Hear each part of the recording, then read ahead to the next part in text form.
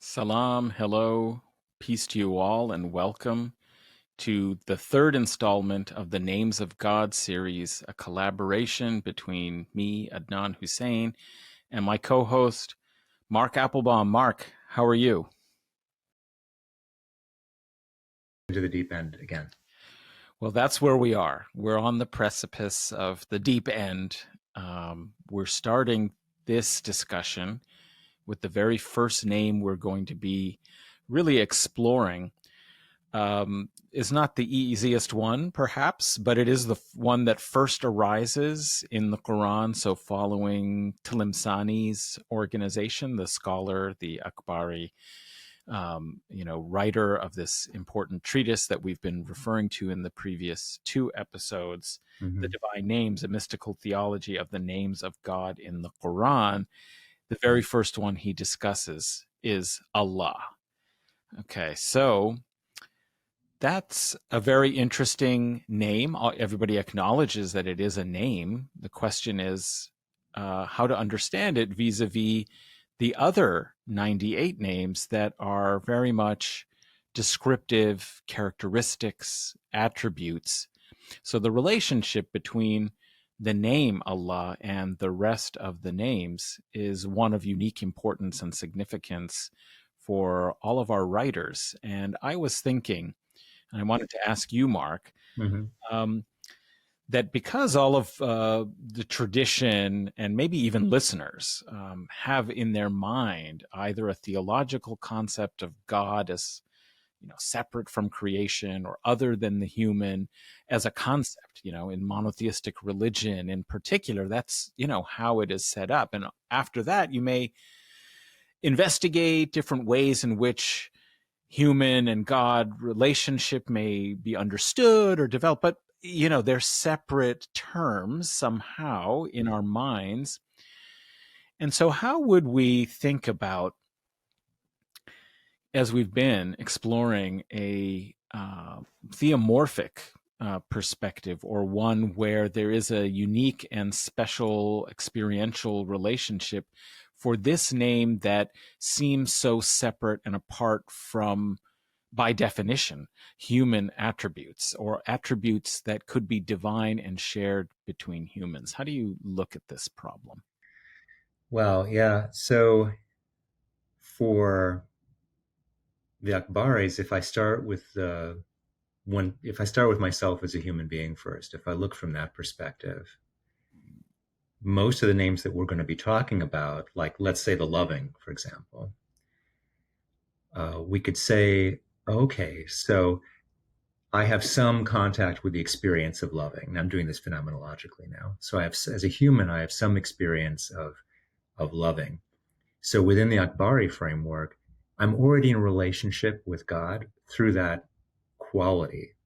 That's one of the sifat. So that's one of the names already active in me, the way the Akbaris see it. So it's part of that relationship already. And in that way, any of the names that we're going to be looking at in this series are, in a sense, pathways back to one's source through a deepening remembrance of the ultimate owner of that attribute, the ultimate owner of that quality. But like you're saying, like with Allah, it's a whole different level of question, because to stay with Afif al-Din Tilimsani for a moment, who you mentioned, so he tells us that Allah doesn't designate one of the qualities, but rather the Dhat al-Muqaddas, so the sacred or the holy essence, so the divine essence, which he will tell us, like Ibn al-Arabi, is beyond any human contemplation, meaning reflective contemplation, can't be grasped reflectively. So already we're facing that, what seems like a void between us and that Zat, until we follow him. And then he tells us, well, yeah, reflection cannot grasp the essence. However, it can be revealed through witnessing or unveiling. Right. So it's not, in that sense, the whole path that he's going to talk about with respect to all of the names is, again, that retracing, the reconnecting through the names to their origin, to their source in the Zat. And Allah is how we name that. Right. That divine holy essence. Right. Yes. That contains the others, or the other names are somehow specifications that are contained within or reflective of this essence. And that's why I said we're really on the precipice, because Right.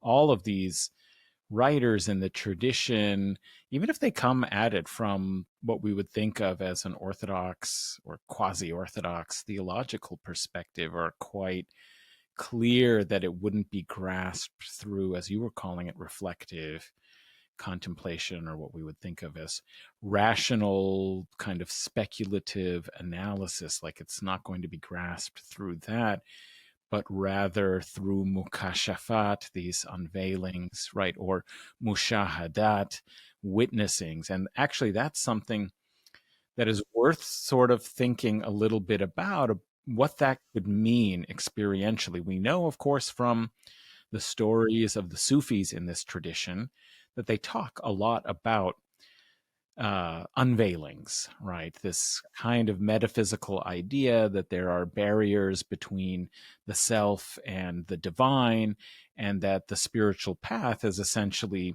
traversing through those veils, or experiencing when there is an opening of those veils to reveal some experience of reality behind them. And Mm-hmm. the sense of witnessing being something more than knowing and more than seeing, but somehow experiencing the truth of in a direct way. Yeah, in fact, I would say perceiving is also a way to translate that. Witnessing, perceiving, and I would say, in my understanding of the Akbari, is perceiving in a fully embodied way. So the well, if I were to go back to the retracing idea that meditative remembrance, dhikr, for the Akbaris is kind of a retracing back to the origin of what seem to be one's own attributes to their origin, and one's I-ness. In a way, I'm kind of doing a sketch of something that Tilimsani tells us, actually literally in the first line of his book. And just to read you that line, he says, praise be to God, the one in essence, qualities, and acts. So when we hear the one in essence, so that's the Zat that we've been talking about, the divine essence. The qualities are the Sifat, and the acts are the Af'al. So this is, in a way, a kind of, I like to call this this is like a bouillon cube of the whole Akbari, the whole Akbari vision of, in a way, our relationship with that divine source. So that the path of meditative remembrance is the discovery that the actions that I took to be mine are kind of bestowals of the capacity to act in this world. But ultimately, I'm not the owner of those actions. So that the claim among the Akbaris is that's an experiential discovery. In other words, an embodied experiential discovery that would occur to one in the world, personally. And same with the qualities. Like, I used the example of Wadud, the loving, the name the loving, earlier. One might imagine the discovery in life, in the process of a deepening practice of meditative remembrance, that the loving or the loving quality that is manifesting through you personally is actually a moment-to-moment endowment. In other words, you're not coming up with that capacity to love or the feeling of loving itself. It's more suffusing you, but from a source that's beyond you, let's say. So that would be on the way to what an Akbarian would call an effacement of qualities in that sense. The first example was an effacement of actions. This would be an effacement of qualities. And all of this, so in a way, and please stop me if I'm pouring on too much too fast here, but this is what's referred to as the ascending arc in the meditative practice of zikr within Akbari Sufism, the third step of which is the effacement of essence or personhood, which would be the discovery, again, fully experientially, that the ground or the source of my very I is He. So that's maybe ambitious to try to put it all out like that. But the reason I do is because Tilimsani gives us that clue or that encapsulation of the whole path right at the beginning of this book on the names. So to me, he's inviting. Right. That's right. In the invocation. Right. Yes. Yeah. Yeah. That's right, because it's a praise of God, and he describes him in ways that are then relevant in the section where he begins talking about it more depth in the name. But I love this, that we're swimming in the bouillabase of existence. There's something to this, flavor of life, like the dhok. It's different, depending on which cubes here we are dissolved into. But maybe I'm stretching too much with the metaphor. But I wanted to say, great point. Also, that this point that you were making about how one could really interpret these experiential sort of forms of witnessing.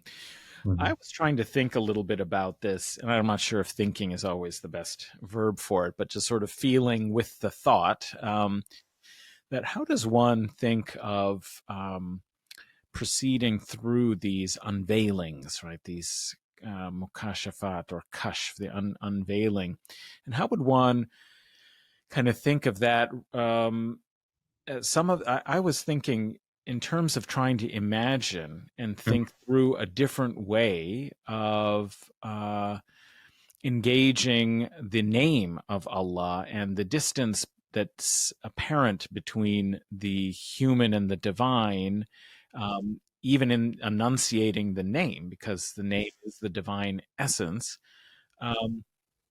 Is that this emphasis upon coming to know and to understand through unveilings made me consider that perhaps some of these veils are blocks that we impose in some ways ourselves through our own experience and senses and limitations and so on, and that the unveiling is somehow being able to work through and come to realizations, not in an intellectual sense in alone or entirely, but making real some kind of experience of the truth of oneself that then advances you towards reducing the sense of separation between you and the divine, which is, of course, the act of the Sufi path, of the seeker.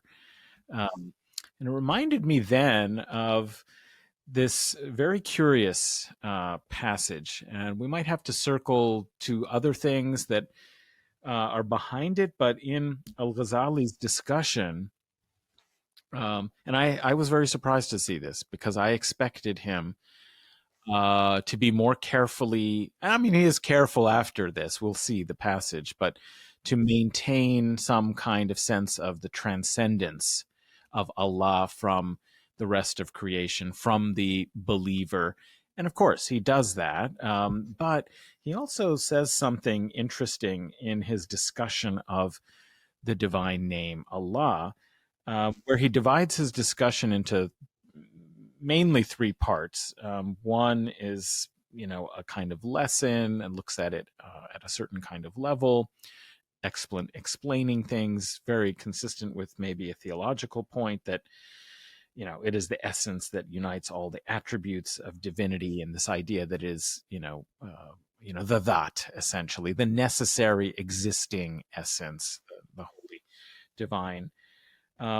Then a section that's implications or daqiqa, like more subtle points, I guess, of like, if you consider this, then it leads to these other realizations or suggestions. And he, discusses some of these as well.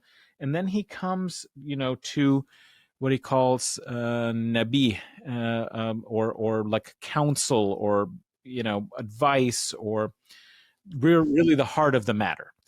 He opens this section with a line saying, the humans share in this name, meaning the name Allah, should be for him to become godlike, ta'allu. It's translated as godlike in English, but ta'allu, which comes from the very root of Allah. It's the verbal noun of, and it reflects the earlier process that he had talked about, that we had discussed in the first episode, of acquiring the names. What does it mean to acquire the names? And this is one that's very curious to acquire. It's not an attribute. So what does it mean to acquire, i.e. ta'alluq, to acquire in some ways divinity, right? And he says, by which I mean that the heart and aspiration be taken up with God, like utterly immersed with and in God, great and glorious, that one not look towards anything other than God, nor pay attention to what is not God, that he neither implore nor fear anyone but God. He goes on to discuss that a little bit more. Yeah. But I thought that had a bit of a kernel, and maybe is not fully developed the way the Akbaris might, but it was something that troubled the boundary that we might otherwise be more comfortable with in a conventional perspective of the boundary between the human and the divine. And he rather boldly is suggesting the whole point of studying this name is for ta'alluq. Yeah. So how do you read that? How do you read that as a verb? So is it actualizing God's life in me? Is it looking for him in everything? Or how do you read Ghazali as, in other words, is there an I thou? Is there an I you in there for the human? What I'm referring to with I thou for our listeners is Martin Buber, actually, who wrote about the depth of relationship between an I and a you. So I guess this is where my question is coming from, because I think I get where you're going, the question you're raising. So is ta'ala in Ghazali making God as an other my primary concern as much as possible in every part of my life, or is it somehow more unitive than that? Is there two-ness in it? Is it more oneness? What's your sense of that? Well, I think it's a gesture towards a unitive, or at least that's why I say a gesture, because ta'alluq is like the act of trying to appropriate or become or be like, God, right? That's the verbal, form that it would be, in Arabic. And he's saying, I mean, the heart and aspiration is taken up with God, and it's not clear exactly how that is envisioned, how much it dissolves the sense of difference or of the self, but it is a fully absorbing and immersive connection of some kind, that he describes that it means that you really are paying attention to nothing else. But interestingly enough, he tries by the end to really affirm that it actually makes you more a worshiper, recognizing the divine, not necessarily emphasizing the difference, but the awesomeness of the divine, and really encountering the truth that Allah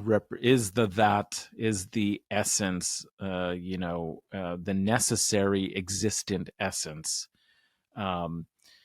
And it's somehow an experiencing of that, and seeing everything else, including oneself, in a certain way as perishing or effacing. It does refer back to the verse, in the Quran, that he actually starts the whole section with affirming that everything, is effaced except the face of God. Yeah, beautiful, excellent. That helps. That really helps, I think, in the question you're raising. So that the more, I suppose, with the more desire, the more focus, the more commitment uh, to, let's say, God is the merciful. Mm-hmm. In this case, it's like the more the ta'alluq happens, I suppose, the more my, let's say, sincere and pious uh, directedness toward that divine quality, the more I make room for it to live in me, I suppose, right? And it's in the, I think you correctly said it's in the direction of greater closeness, greater intimacy,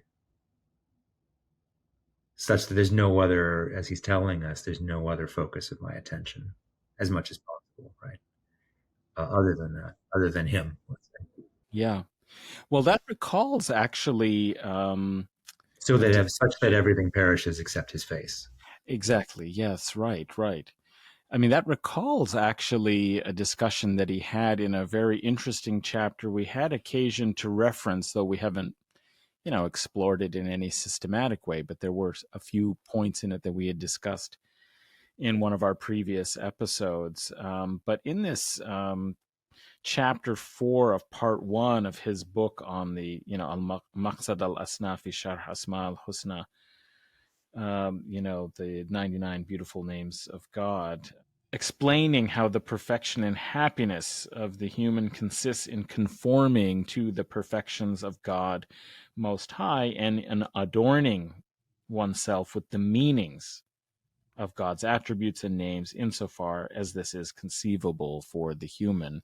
Yeah, yeah, yeah. In this like chapter, he talks a little. There was something that I was actually hoping you might reflect on, because he talks about how there are some simplistic ways to understand this at a sort of surface level, but he says that there's basically three ways in which this knowledge, for those who have drawn near, right, going with that metaphor again, share in the meanings of the names of God in a threefold way. And he mentions these three ways, one of which in particular, I think I wanted to have you comment on. The first one is a knowledge of these meanings by way of witnessing and unveiling. So we've already kind of mentioned that as not just an intellectual understanding of the meanings and the root words and the concept and so on, but in this kind of more experiential way. And in as the second is sharing in these meanings creates a longing to Yeah. possess the attribute, like, really starting to come to know isn't just a familiarity or an intimacy with it, but it also harnesses this affective strong, it seems like a very, the way he's describing it, very strong and powerful desire to possess the attribute, itself, to when you're talking about the names, somehow to, and I'm not sure exactly what that means. Does he say possess? Does he use that language? Well, I didn't look at the Arabic, so I should probably do that to get a better. Well, that's okay. The reason that I ask is what you're describing well sounds to me more like unite with, Yeah, I think you're right. Yeah. right?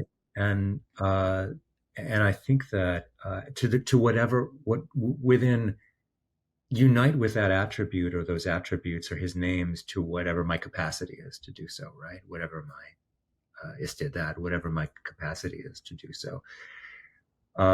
You mentioned being adorned with the names, and as you know, that image or that metaphor is shot throughout classical poetry. So many years ago, I was sort of told the story of being given the story or the metaphor of how, as a human, one is given a royal cloak to wear, which from the king. This is the metaphor is a human being being adorned with this cloak, and we can think of the names of the attributes this way, that it's actually a divine possession. This was something in antiquity that was done, like a code of honor. So one's given this attribute, which in itself is beautiful and royal in some sense, and it's yours to safeguard. And I think this is one way to think about the adornment that you're talking about, is if I start to experience more proximity to an attribute, and I'll just stick with loving for some reason today. That's the one that is the theme for me. That one would be recognizing, again, as a phenomenologist, one would be experiencing that more closeness to the manifestation of that loving quality that is transcendent, but is flowing through me in relation to others or in relation to God, or both, right? As a kind of a bestowal that I greet with gratitude and kind of care in allowing that to show up, right? So I think that, and the drive that I think you're really onto, that Ghazali is talking about, the intense drive to get closer to that experience. Because yeah, I agree with you. Everything we're talking about is not conceptual. It's at best, the concepts are pointing toward a direction of practice, right? And to be available as a human for these things to occur to one. So yeah, that's my sense so far. That's my first.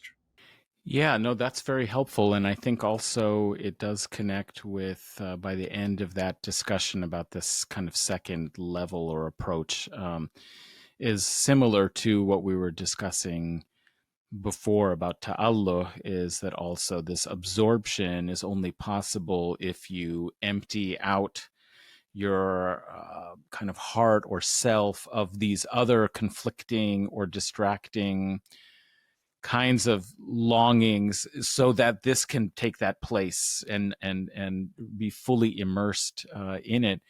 Yeah. In this kind of sense of closeness and connection. And I just took a look while you were commenting at the Arabic to see, and I didn't see any, there was acquire, ittakhadh, and sort of make the characteristic, absorb the characteristic. There you go. Rather than like possess, like it's Excellent. not an ownership kind of really. Yeah. So the translation may be a little misleading there. Yeah. No, perfect. That really helps. And I hope that helps our listeners too, because, like just to take a psychological angle for a minute, what you're describing now and what Ghazali is describing already in principle would require dropping to the greatest extent possible my own attachment to being the owner of the attribute. Right. To possessing it, to thinking, oh yeah, love is mine to give or not, or even that it's due to me for that matter. I mean, this is a circulatory system. The way I see this whole schema of the names, it's not, it's neither, it's a very alive circular. That's the topic for maybe another time, but either to be the owner of it or the recipient of it as mine, the giver of it is mine, or the recipient of it is mine. Both of those would have to be let go of to be in a state of actual servanthood in relation to any of the names as divine bestowals. Make sense? Yeah. No, I think that's helpful. And that's definitely a psychological challenge right there. Like if we think in terms of contemporary psychology, just imagine what that means. And this is just an open question for anyone listening, because naturally we want to possess these things.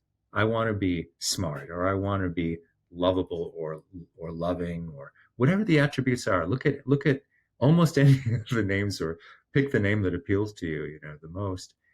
And in everyday life, don't we act as if we want to possess those things?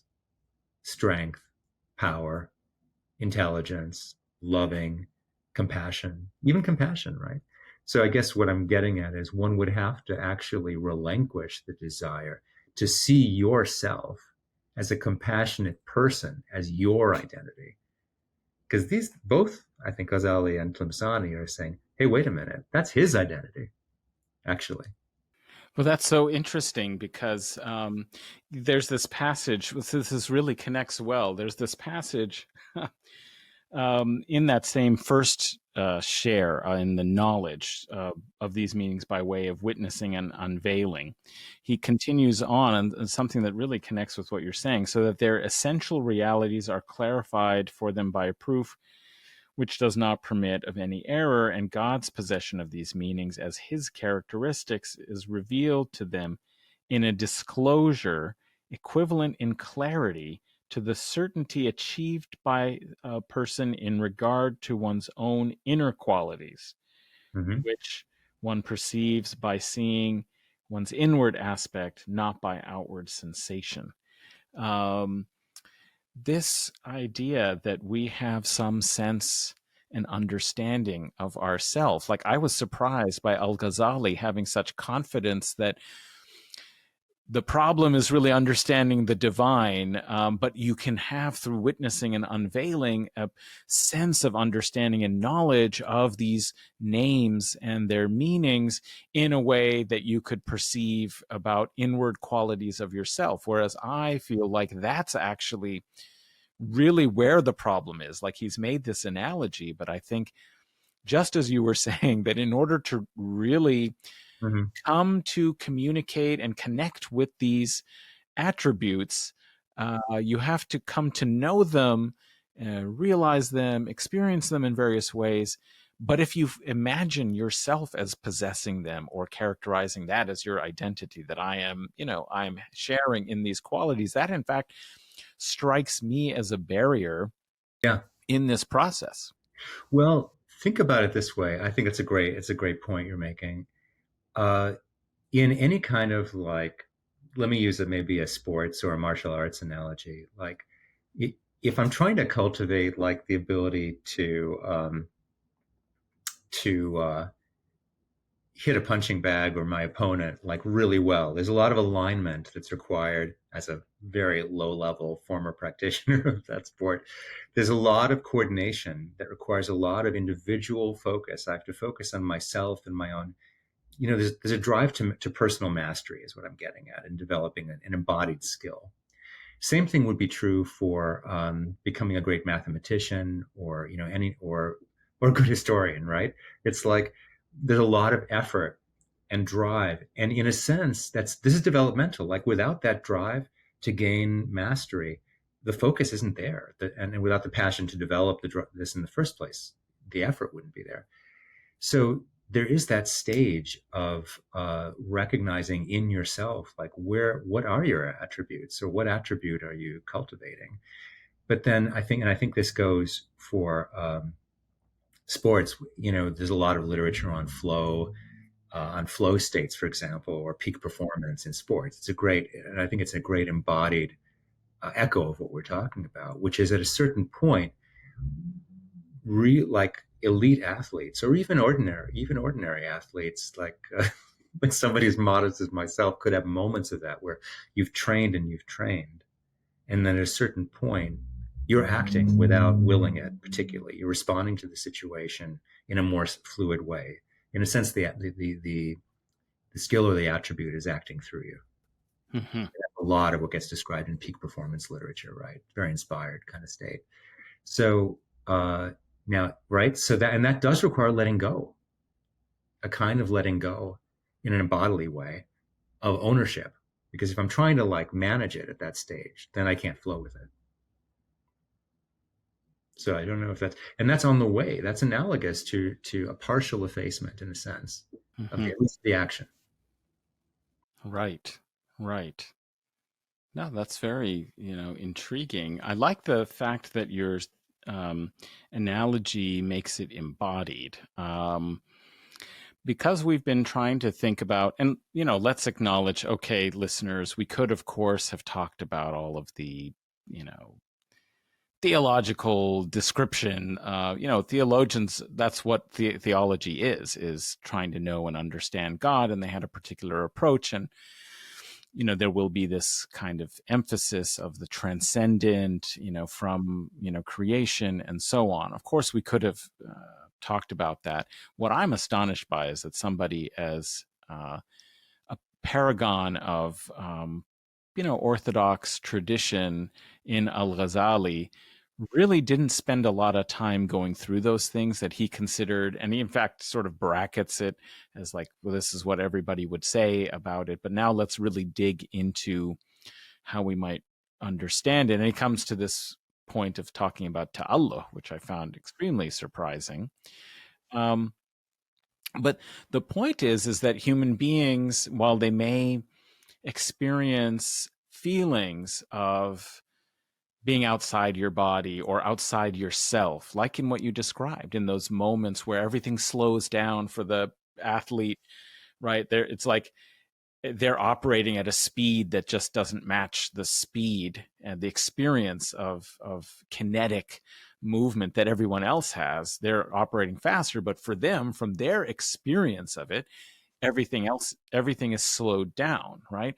And it's this kind of, I liked how there was an embodied way in which the attribute may flow through you, because that seems to be what is described here in both al-Ghazali and Tilimsani, of what it actually means to know a particular name, and the human kind of experience of it.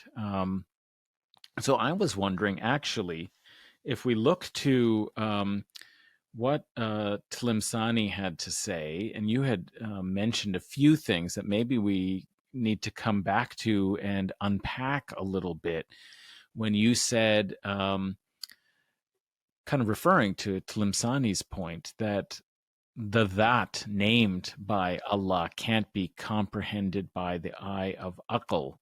Yeah.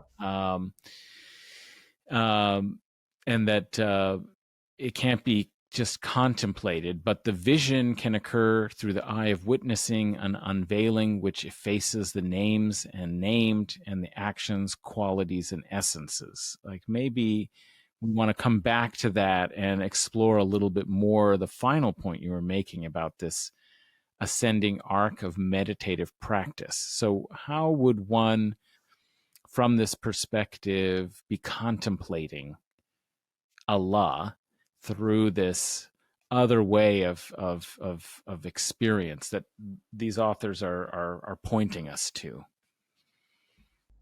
I think that so let's take that passage slowly. Yeah. Mm-hmm. Do you mind reading the first part again? And we'll Yeah. drag So through more careful. right. Let's do it. Well, this now we're doing what you reminded everybody in our last episode. Hey, what are these guys doing? They're going line by line, through these texts. Not because we're just trying to study the text, but we think, being carefully reflecting on these words The help short us. answer I would give, right? The short answer I would give, so that we don't lose people right now, is that in the more full unveiling is like is like something opening up for you. It's like a manifestation. It's literally, it's a showing of something that afterwards one would, and this is how I understand unveiling. Again, this is a phenomenological reading of it. If something is being unveiled to you, the sense comes along with it. This was already always the case, but now I fully get what was already here. So if there's an unveiling of the activity of, let me switch my name here for a minute, to knowing, like the name, the knower. If there's an unveiling of the activity of knowing, let's say, then it's an experience of, oh my God, like when I was understanding things before throughout my life, when I had the light bulb went on and suddenly I understood something. Now I'm realizing in and after the experience of kashf, of unveiling, that I'm just the place where understanding itself was at work. And that transcends me. I mean, that would come along with a palpable sense of we could put this in terms of the names, the knower or the knowing one was active in me. And that's what it's like to understand. So it would be the unveiling of that reality, which I get, oh, wow, that was always already the case. And I guess I would say, I hope that, so if we're tracking so far on this example, in the moment where that kashf, that unveiling is happening, that just dominates my awareness. There's nothing else really going on, I would say, the way that Akbaris are talking about it. So, and this does also relate to what Ghazali is saying in terms of making the source of being your most important focus, your highest priority, your ultimate concern, to use Tillich's language.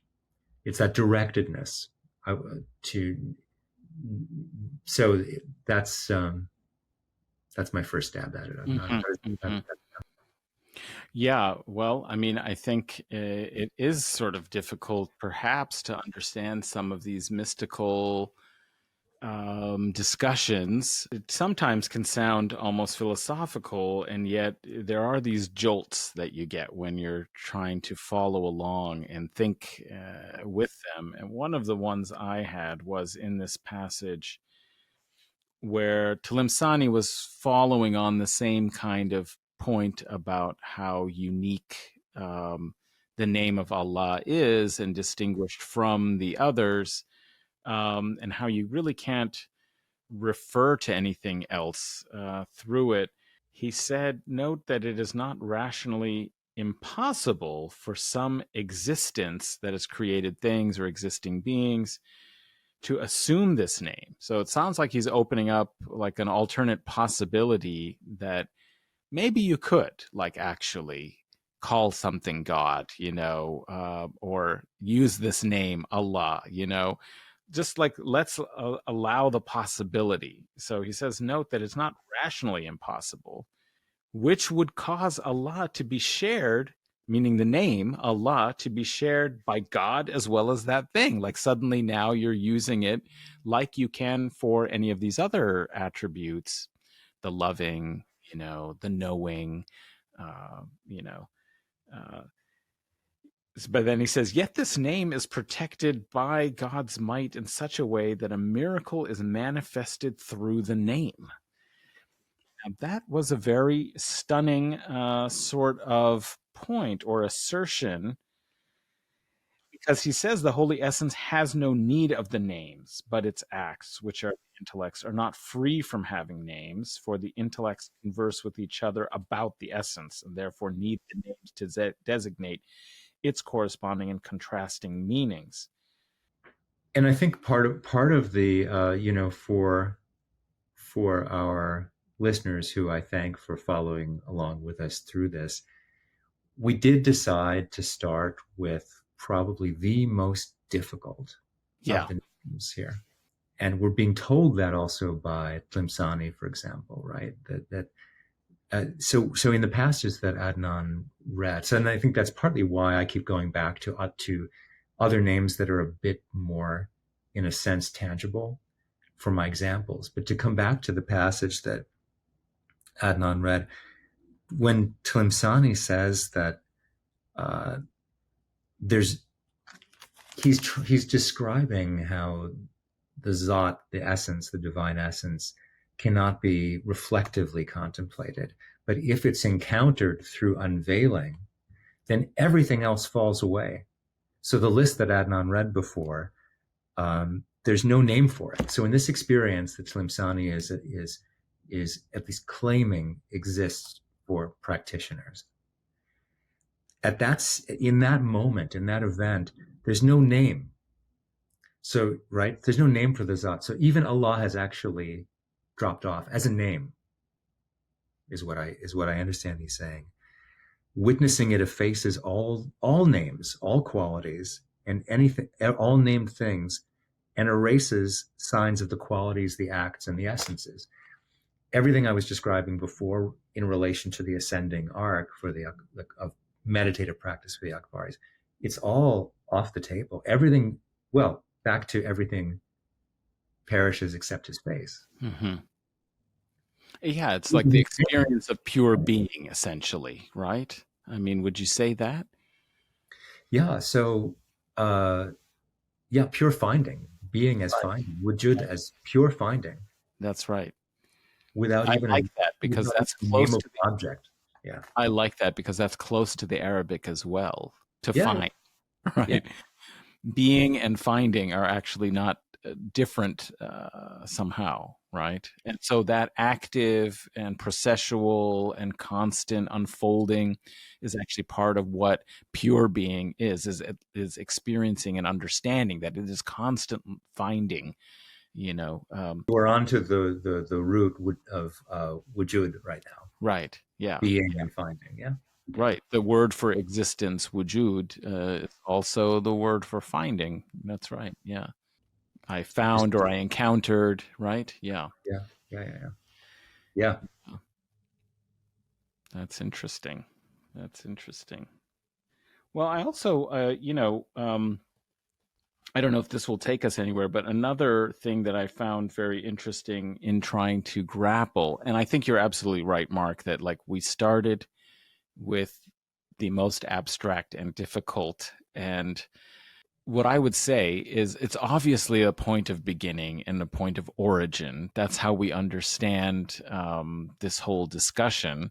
It's meaningful that it's the first name encountered in divine scripture for Tilimsani. It's the point of beginning. But I guess what I would say is I think when we go through the other names, we will have to come back.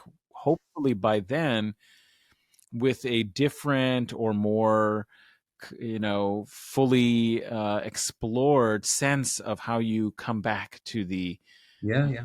essence, right? So that the unfolding of these characteristics and qualities through the other names that are attributes and characteristics should, by the time we get to the end, inform our understanding of the Right. name Allah, right? Absolutely. I mean, I'm very happy that we started here. And I trust why Tlimsani is starting here as well. And when I described this as a bouillon cube, the beginning of his book for everything that's going to follow, because he's starting with the name Allah. It's the beginning and the end of this whole journey. It's a microcosm of the whole journey that we're talking about. So I think it's good for anyone who's along for the ride with us on this series, that we're starting on the edge of bewilderment, really grappling as Tilimsani is inspired to start here as well. So, and Yes. so yeah, we're in good. Yeah. I wanted to just, if we're coming, I don't know how much more we want to say in our point of bewilderment at the beginning. Yeah, maybe just another passage here that I thought was interesting, where al-Ghazali concludes his section, this initial discussion of the name Allah. Mhm. For it had already been understood from this name that God is the truly actual existent, and that everything other than God is ephemeral, perishing, and worthless except in relation to God, right? Like um, and the servant sees himself, first of all, as the first of the perishing, as did the messenger of God. So he quotes a hadith. This is a fascinating hadith because when he said the truest verse uttered by the Arabs was Labid's saying. So the Prophet Yeah, Muhammad yeah. is quoting a pre Islamic poet, Labid, a very famous one, Mhm. well known for the mu'allaqat, this cornerstone of pre Islamic Arabic poetry and paragon of excellence in eloquence and so forth. He Mhm. quotes Labid appropriately for this kind of point, saying what Labid wrote: surely everything except God is vain, and every happiness is doubtless ephemeral. Mhm. Mhm. So, like, basically the only truly existent thing. And this is basically, I think, what is Yeah, meant by a mystical understanding of this doctrine of Tawheed, the oneness of God. It's often just translated as oneness, right? But it's yeah, actually the unique oneness yeah. and truly Right. existent characteristic of God, such that everything else perishes except God's face in the moment of true unitive Yep. fulfillment and realization. Yep. It is recognizing that that's truly the substance of reality, right? This Right. sense. Yeah. And likewise on the descending arc, Hmm. this is, which again, a footnote for future episodes, but we've been talking about the arc of ascent, the meditative arc of ascent toward that unitive experience. On the descending arc, in other words, on the return into one's worldly life after the kind of unitive experience that the Sufis talk about, that Adnan was just speaking to, there would likewise be the, so to speak, the background sense of Tawheed. The one, in other words, the things that as one returns to multiplicity, to I, you in this world, and to, everyday life and engagements in this world, there would be a backlighting, so to speak, of that essential oneness that underlies the multiplicity. So that's how the full arc of ascent and descent is envisioned among Akbaris, let's say. Yeah. Yeah. And that also adds another twist to the poem you're just reading as well, I would say, right? It's the discovery of, in other words, discovering that it's almost like to view things or each other as cut off and isolated from the oneness is to be attached to something in a way that devalues what's actually always going on. I mean, because, right, like you were saying earlier, or I think we were saying earlier, that the claim is that the oneness is always already present. Yes. If our jobs, if we're on some kind of spiritual path, according to the folks we're reading, to free our perception more and more so to get what's already ultimately going on in us and outside of us. Yes, yes, yes. That's, I think, really well said, and it reminds me, just when I thought, oh, we've really, what else can we say at this point?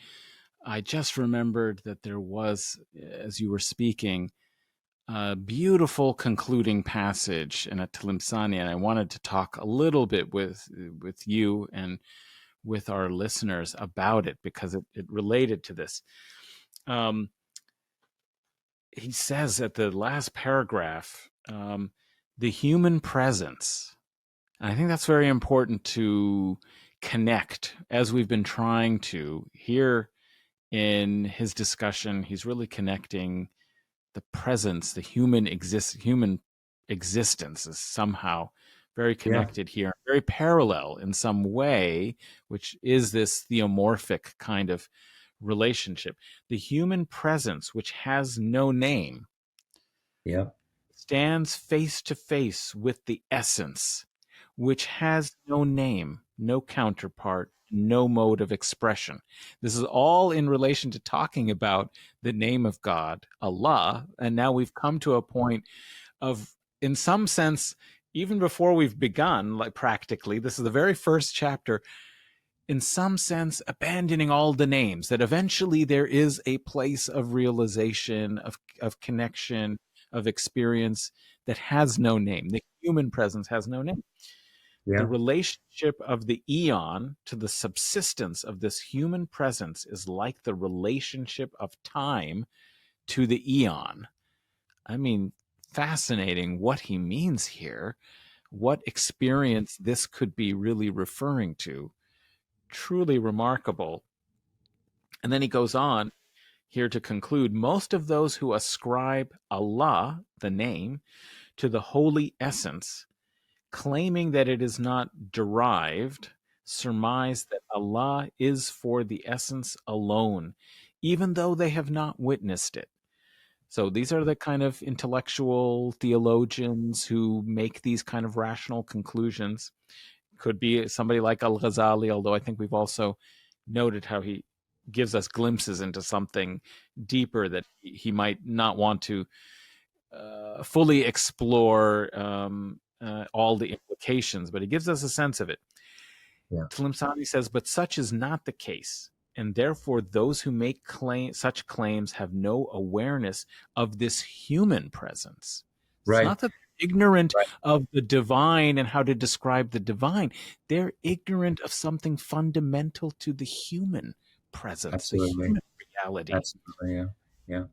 And Go ahead. Yeah. oh, again, just the last two sentences. For all their knowledge, previous and later scholars would drown in the least of these oceans, for intellects cannot operate in this arena.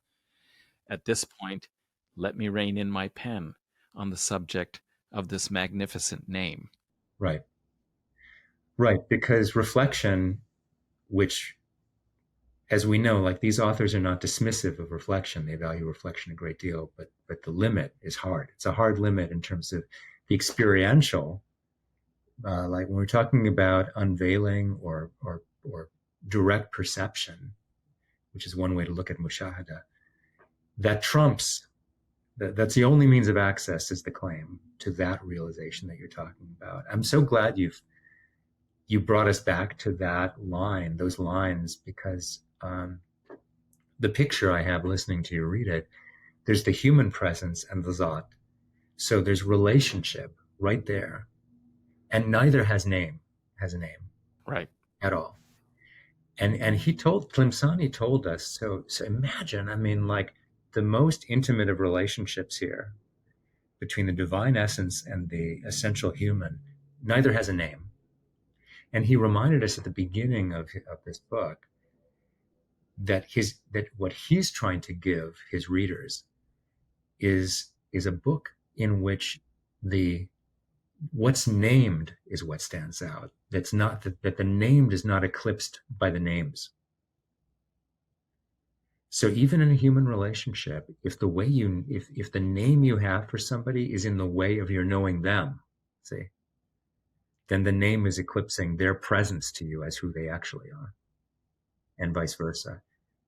If the way somebody is naming me, and you could think about that in many different levels, but if the way they're naming me is what's in their mind, then they're absent from me in the here and now. And to me, this is one way of reading what's going on here between the essence and the essential human.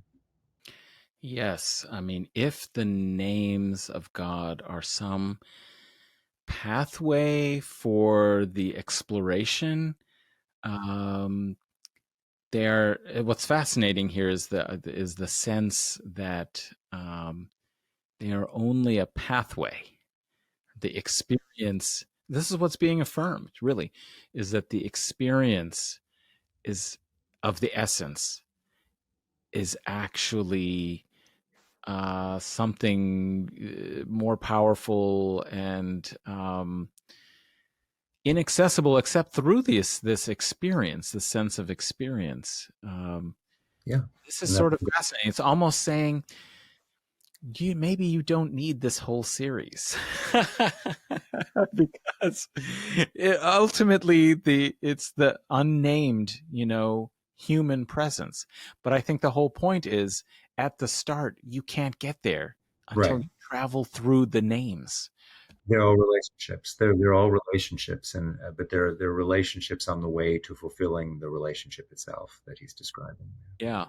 Yeah, and also, I mean, I think there was quite a bit of discussion about the interrelationship between all of these names Yeah. themselves. That they, kind of, there's an interplay between them, and as he says, as you know, yeah, we all know, the names are interpenetrative, right?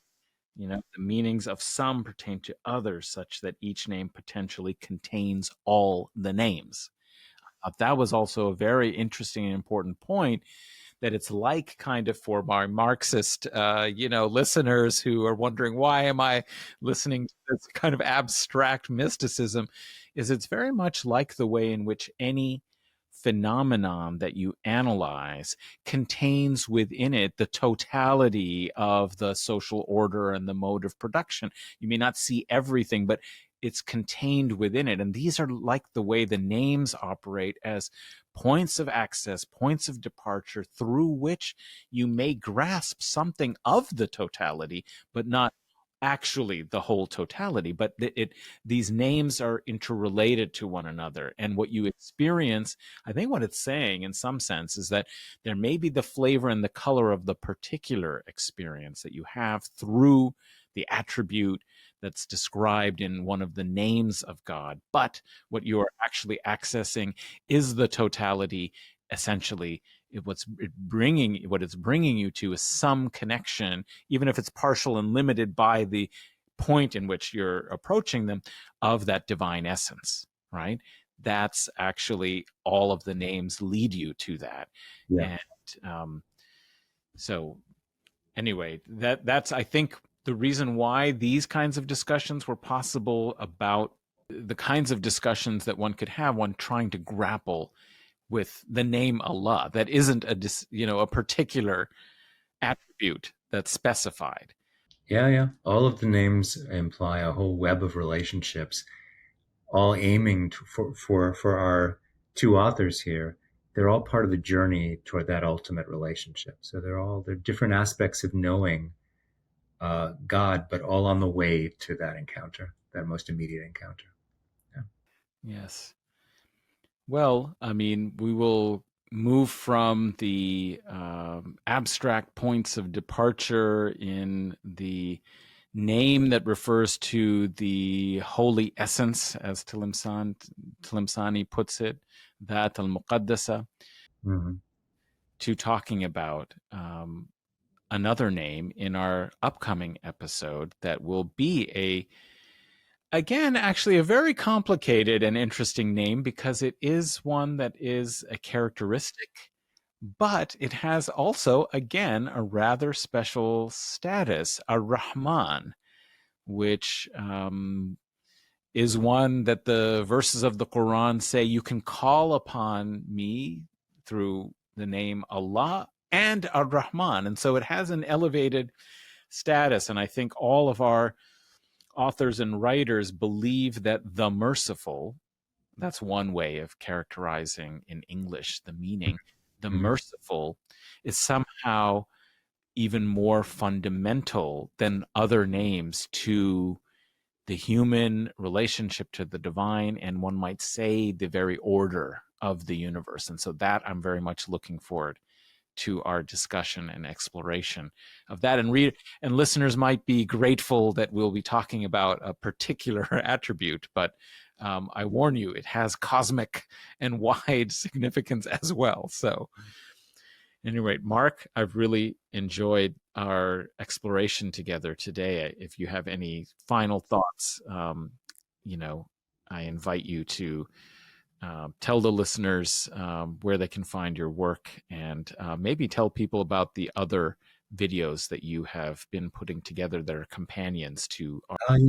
Yeah, we'll link to those, to the companion videos that where I'm giving more of a phenomenological content about how phenomenology approaches this kind of reading texts like the ones we're discussing. So for any of you, I hope that's of interest, and also link to publications related to Sufism and phenomenology.